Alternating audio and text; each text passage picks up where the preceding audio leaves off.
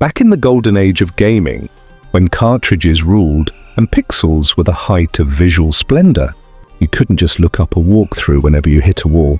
You had to figure things out on your own, discovering hidden secrets through hours of trial and error.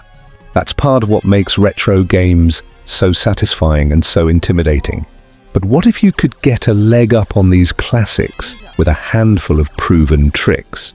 Let's uncover 5 secret techniques that can help you dominate even the most punishing old-school titles. We'll start with a powerful method that almost feels like cheating once you master it.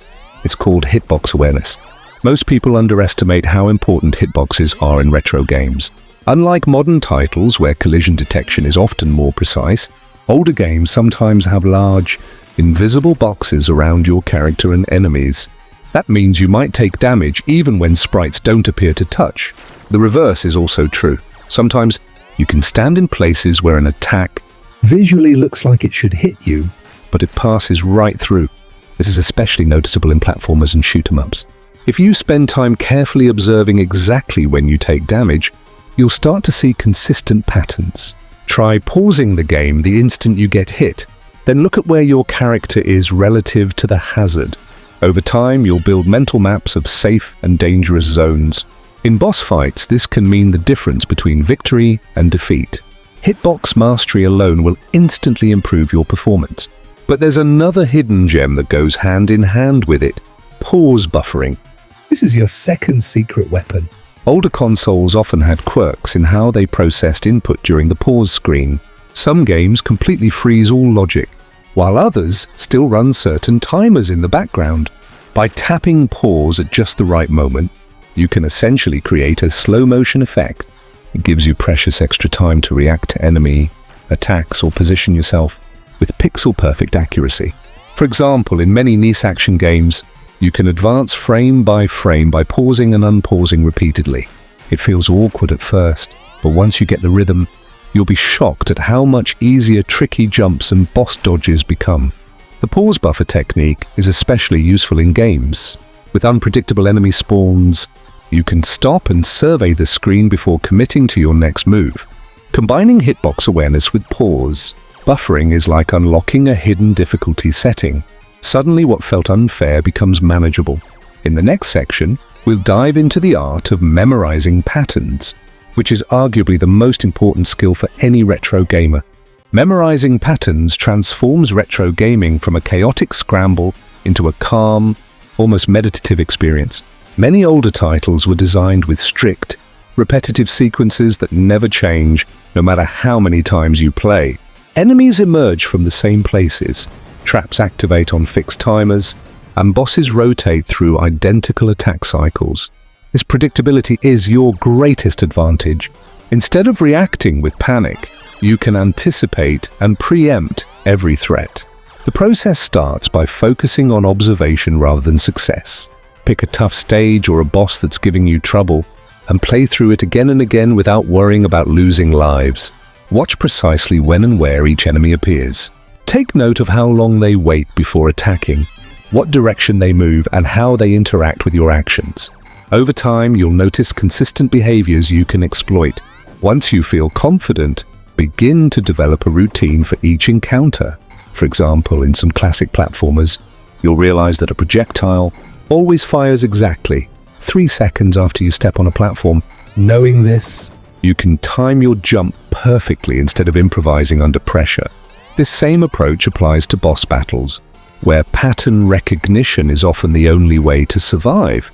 Even attacks that look random tend to follow an underlying order.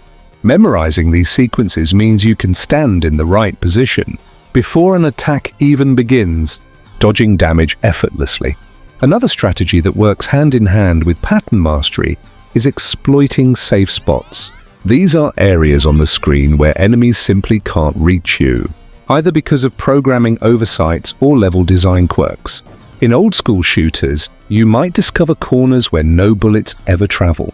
In beat-em-ups, you can often find zones where bosses freeze in place and never attack. Platformers sometimes feature ledges or narrow platforms where hazards pass harmlessly overhead. Finding these safe areas requires patience and experimentation. Move slowly during tense moments and deliberately stand in unexpected places. If you notice attacks missing you consistently, you've likely discovered a hidden refuge. Once you confirm a safe spot, practice using it until it becomes second nature. These small tricks can make boss fights and gauntlets feel far more manageable. Combining knowledge of patterns with the awareness of safe positions is an incredibly potent combination. It allows you to approach challenges with confidence and control, replacing the feeling of being overwhelmed with the satisfaction of precise execution. Many players think mastering retro games demands superhuman reflexes, but in truth, it's often about understanding the hidden logic behind the chaos. With practice, the impossible starts to look routine. This is the mindset that separates casual players from those who can clear even the most difficult classics without breaking a sweat.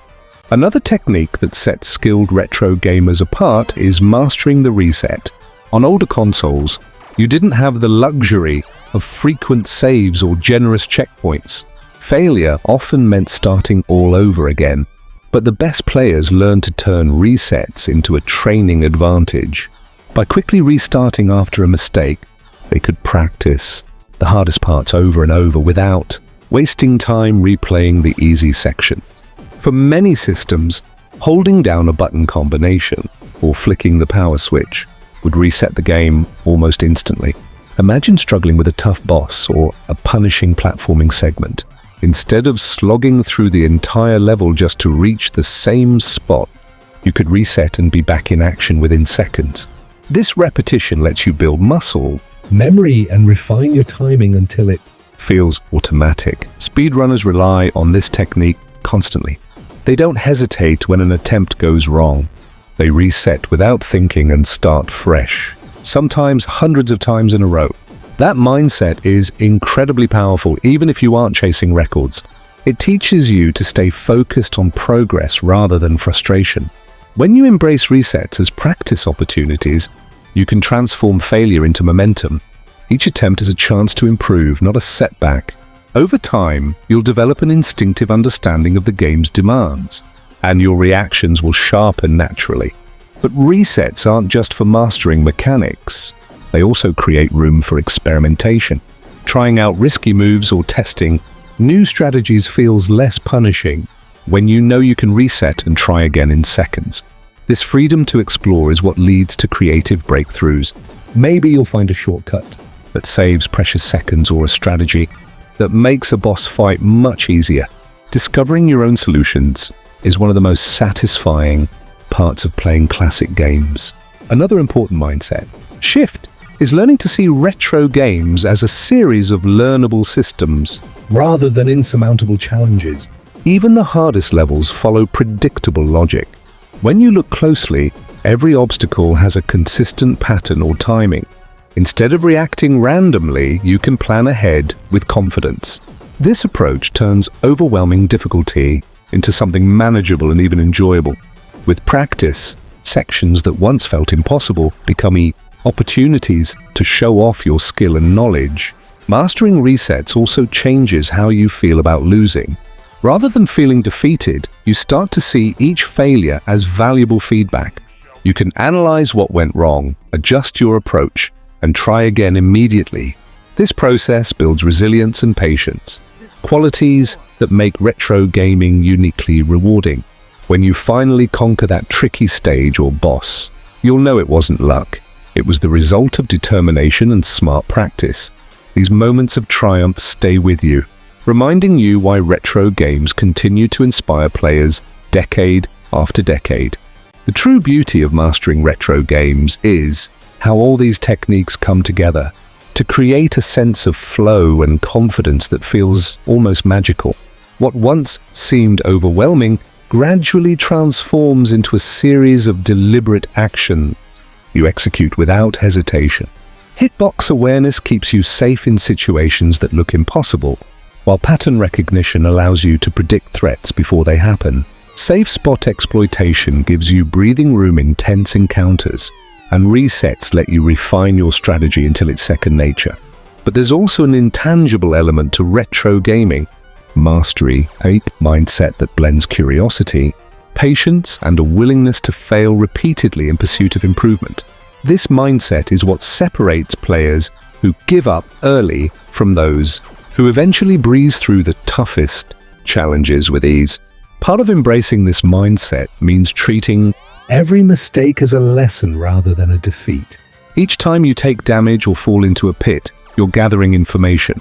You're learning exactly where hazards trigger, when enemies attack, and how your inputs affect the outcome. Over time, this accumulation of knowledge builds into a deep familiarity that no guide or walkthrough can truly replicate. The process itself becomes the reward, and the thrill of finally achieving mastery feels far richer than any shortcut could provide. Another overlooked aspect of retro gaming is how much it encourages experimentation. Sometimes the most effective strategies aren't the ones you'd expect. You might discover that moving aggressively toward an enemy is safer than waiting for it to approach. Or you might find that using an unconventional power-up in an unusual spot reveals hidden paths or weak points. These little discoveries create a sense of ownership over your experience. They make you feel like you've uncovered secrets that belong only to you, even if countless other players have found them before. This spirit of exploration is why retro games maintain their appeal across generations.